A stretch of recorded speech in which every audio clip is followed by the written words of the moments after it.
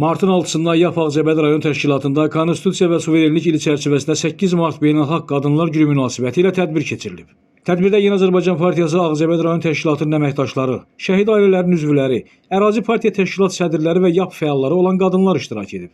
Öncə ümummilli lider Heydər Əliyevin, eləcə də ərazi bütövlüyümüz uğrunda canlarını fəda etmiş şəhidlərin əziz xatirəsi bir dəqiqəlik sükutla yad edilib.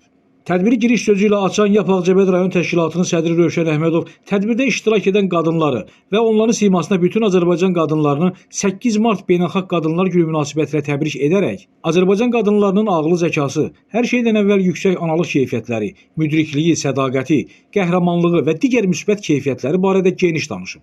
Rövşən Əhmədov həmçinin qeyd edib ki, 8 Mart bütün Azərbaycan qadınları kimi həm də şəhid anaları və xanımlarının, döyüşlərdə sağlamlığını itirən hərbi qulluqçuların ömürgün yoldaşlarının, vətənimiz üçün layiqli övladlar böyüdən əsgər analarının bayramıdır. Artıq onlar bu bayramı daha qürurlu qeyd edirlər. Bugün biz şəhidlərimizə, qazilərimizə nə qədər borcluyuqsa, bir o qədər də onları əsl qəhrəman kimi böyüdən analara borcluyuq. Tədbirdə çıxış edən şəhid ailələrinin üzvləri Nüşabə İbrahimova, Nəzakət Bəşirova, Aynur Kərimova, eləcə də ərazi partiya təşkilat sədrləri Samirə Nəsirova, Sevda Gülmalıyeva, Nərminə Əkbərova və Mətanət Quliyeva bildiriblər ki, Azərbaycan qadını həm müəllimdir, həkimdir, memardır, dövlət qulluqçusudur, hərbiçidir, ictimai siyasi xadimdir, nəhayət qayğıkeş anadır, vəfalı həyat yoldaşıdır, həm də torpaqlarımızı 30 illik erməni işğalından azad edən qəhrəmanlar böyüdən anadır.